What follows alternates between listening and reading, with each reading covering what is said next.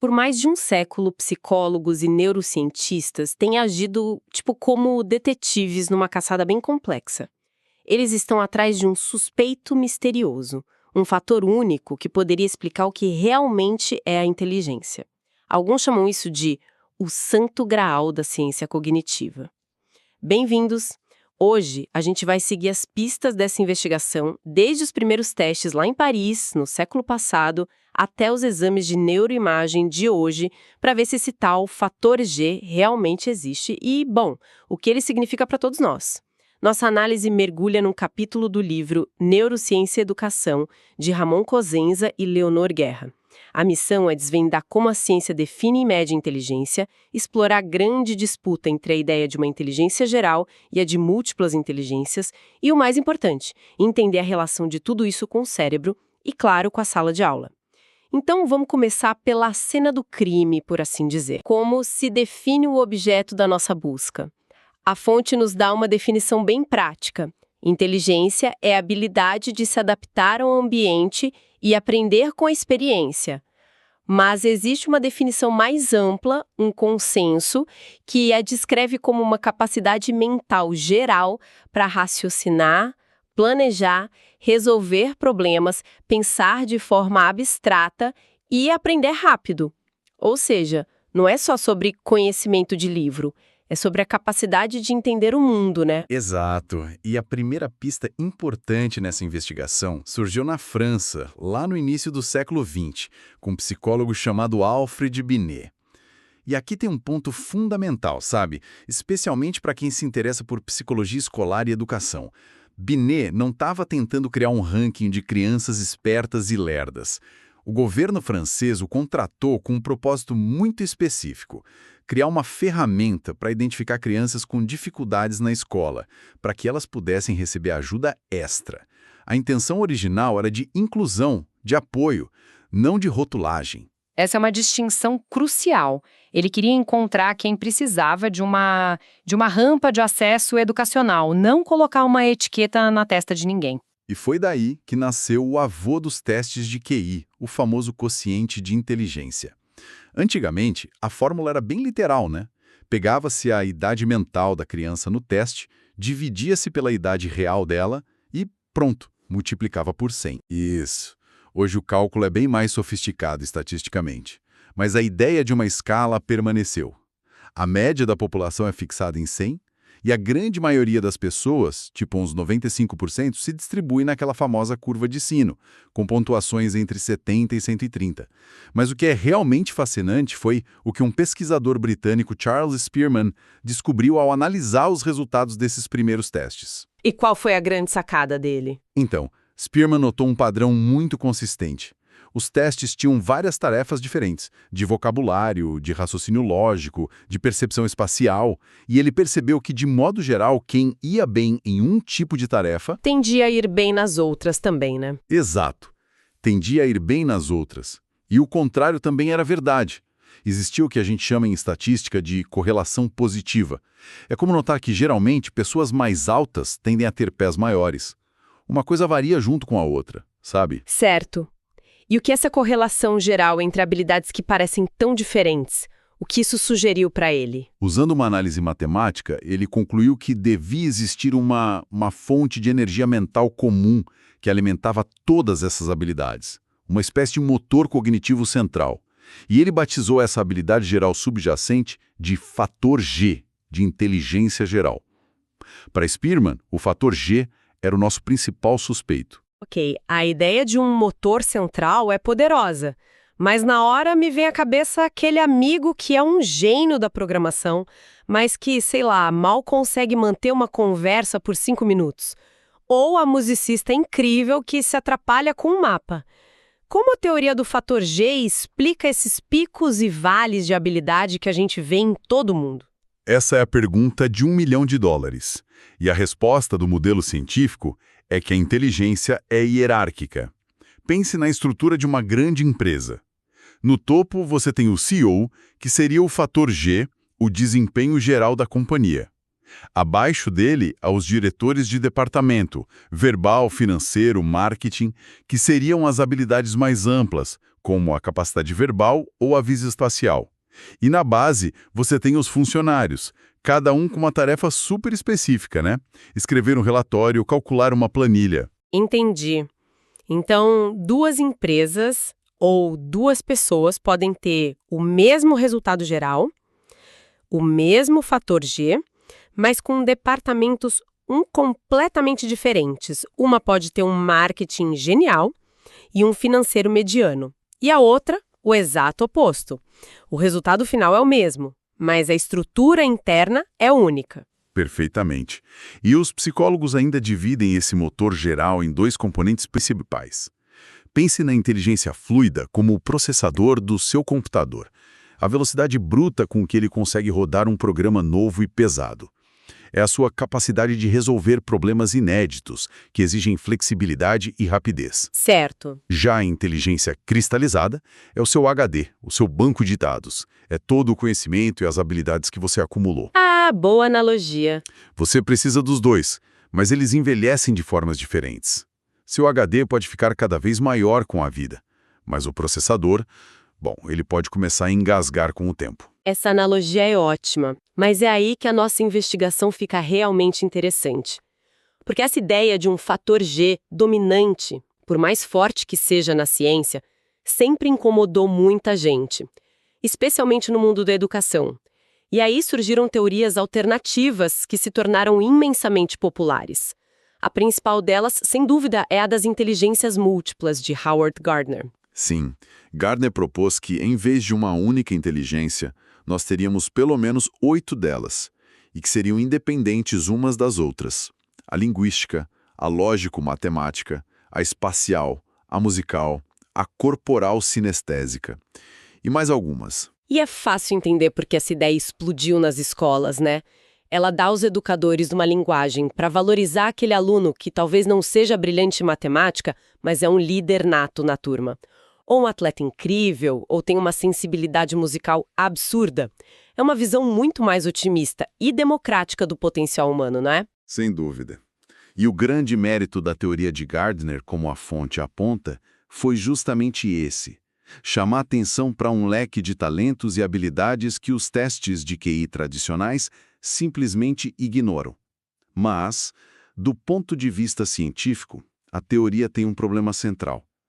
A premissa de Gardner era que essas inteligências seriam independentes, e as pesquisas empíricas feitas depois não confirmaram isso. O que elas mostraram, então? Mostraram que, na verdade, a maioria dessas inteligências tem uma alta correlação entre si.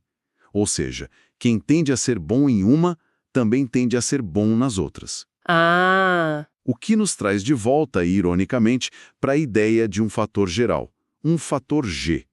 A exceção parece ser a corporal sinestésica, mas isso não invalida a importância de se valorizar diferentes talentos, apenas questiona se eles são inteligências separadas no cérebro. E essa busca por outras formas de inteligência não parou em Gardner.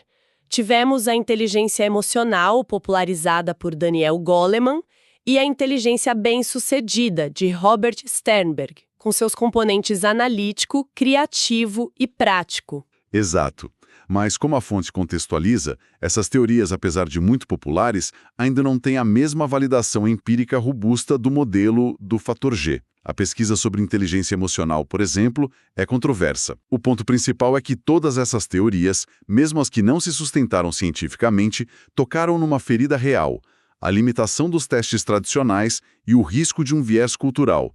O risco de só medirmos aquilo que a nossa sociedade ocidental valoriza como inteligência. Certo, então a investigação nos leva a um suspeito principal, o fator G. Mas com muitas testemunhas dizendo que a história é mais complicada.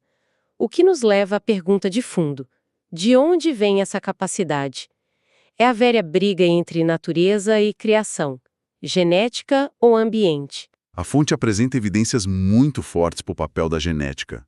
Estudos com famílias mostram correlações significativas de QI entre pais e filhos. Mas a prova mais contundente vem de estudos com gêmeos idênticos, que são clones genéticos. A correlação de QI entre eles, mesmo quando são criados em lares diferentes, é altíssima. Quando criados juntos, chega a mais 0,8, que é uma correlação absurdamente forte para qualquer medida em psicologia. Nossa, esses números são impressionantes, mas eles não podem ser um pouco perigosos? É um passo muito curto para começar a dizer que o sucesso de alguém já está escrito nos genes, o que ignora completamente as barreiras sociais e econômicas que as pessoas enfrentam. Esse é um ponto absolutamente crucial, e é por isso que a gente precisa olhar a outra metade da história. Mas antes, deixa eu te contar um dado que a pesquisa revelou e que é totalmente contraintuitivo. Manda. A herdabilidade da inteligência, ou seja, o peso da influência genética, aumenta com a idade. Na infância, a genética explica uns 30% da variação de QI entre as pessoas. Na vida adulta, esse número pode saltar para 70%. Peraí, como assim? Você está dizendo que a influência da genética fica mais forte com o tempo? Eu sempre pensei que fosse o contrário, que a vida e as experiências fossem diluindo a nossa herança genética. Isso bagunça a cabeça. Exatamente. A hipótese mais forte para explicar isso é fascinante. À medida que a gente se torna mais independente, nós começamos a selecionar e a moldar ativamente os nossos ambientes para que eles se encaixem nas nossas predisposições genéticas. A criança com uma inclinação musical talvez não tenha um piano em casa, mas o adulto com essa mesma inclinação vai procurar aulas de música, vai a shows, vai se cercar de amigos músicos. Ele cria um nicho que amplifica a sua dotação genética inicial. Faz sentido. Mas isso ainda não responde à minha preocupação sobre o determinismo. Onde entra o ambiente? O ambiente é fundamental. O livro usa uma analogia perfeita. A genética te dá uma faixa de altura potencial, mas se você vai chegar no topo ou na base dessa faixa, depende drasticamente da sua nutrição. Com a inteligência é a mesma coisa. Fatores como desnutrição, pobreza e falta de estímulo podem ter um impacto devastador e jogar o QI para baixo. Genética não é destino, é potencial. E existe uma prova definitiva do poder do ambiente? Existe, e é um dos fenômenos mais impressionantes da psicologia do século XX, o efeito Flynn. Um pesquisador chamado James Flynn descobriu que as pontuações médias de QI no mundo todo estavam subindo massivamente, década após década. Em alguns países, o ganho foi de mais de 20 pontos em 30 anos. Esse período de tempo é uma piscada lá em termos evolutivos. A mudança não pode ser genética. Então, espere um pouco. Isso é enorme. Não estamos ficando geneticamente mais espertos. Mas o nosso ambiente, nossa educação, nossa saúde, a complexidade do mundo moderno. Tudo isso está literalmente nos forçando a usar o cérebro de uma forma que eleva a nossa inteligência medida. É a prova viva de que a sociedade pode se tornar mais inteligente. Precisamente. O efeito Flynn é o grande plot twist nessa história, mostrando que o ambiente tem um poder de transformação imenso. E isso nos leva, finalmente, ao cérebro. A inteligência não mora num único endereço. Não há um lobo da inteligência. Ela é uma propriedade que emerge da eficiência da comunicação entre vastas redes neurais. Pense no trânsito de uma cidade. Uma cidade fluida não depende de uma única avenida gigante, mas da qualidade e da conexão de todo o sistema viário. E os estudos de neuroimagem encontraram pistas sobre o que faz uma rede cerebral ser mais eficiente. Sim. Há correlações ainda que modestas com o volume de certas áreas, como o córtex frontal, e com a integridade da chamada substância branca, que são os cabos de fibra óptica que conectam as diferentes regiões do cérebro. Mas o ponto mais importante para a educação é a neuroplasticidade. O cérebro não é uma peça de hardware fixa que vem de fábrica. Ele é esculpido pela experiência. Os exemplos do livro são clássicos e poderosos. Taxistas de Londres que precisam memorizar um mapa urbano gigantesco desenvolvem um hipocampo, a área da memória espacial, maior. Músicos profissionais têm áreas motoras e auditivas do cérebro fisicamente mais desenvolvidas. A mensagem é clara.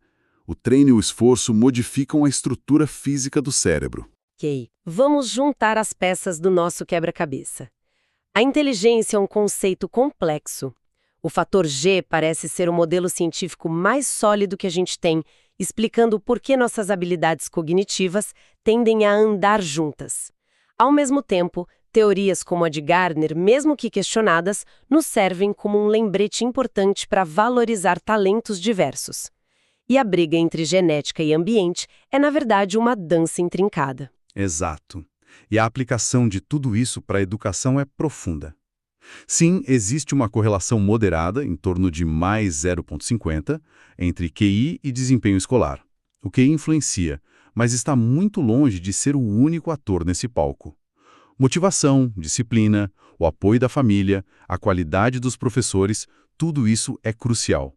Mas a conclusão mais poderosa da fonte é que essa é uma via de mão dupla. Como assim? Não é só a inteligência que afeta a educação afeta a inteligência. A escolaridade formal não apenas transmite conteúdo, ela literalmente constrói habilidades intelectuais. Ela nos ensina a classificar, a usar a lógica, a pensar de forma abstrata. A escola modifica o cérebro e melhora os resultados nos próprios testes de QI. Isso é transformador, porque nos leva àquela questão socioeconômica delicada que a gente mencionou antes. De cair na visão fatalista de que a pobreza é uma consequência da baixa inteligência, o material nos convida a inverter a lógica. Uma educação pública de qualidade pode ser a ferramenta mais poderosa que temos para melhorar tanto as habilidades cognitivas, refletidas no QI, quanto, por consequência, a situação socioeconômica das pessoas. É um argumento científico fortíssimo a favor do investimento em educação como motor de transformação social. O texto termina dizendo que o esforço e a dedicação atuam sobre um potencial que não deixa de ser, em parte, pré-determinado pela genética. Mas tudo que a gente viu sobre a neuroplasticidade, sobre o cérebro se moldando fisicamente com o treino, sobre o efeito Flynn, tudo isso nos deixa com uma pergunta para refletir. Até que ponto esse potencial pré-determinado é um teto fixo e intransponível, e até que ponto ele é apenas um ponto de partida, um chão do qual podemos decolar, impulsionados pelo esforço, pela disciplina e, acima de tudo, por um ambiente que acredita e investe no nosso potencial de crescimento.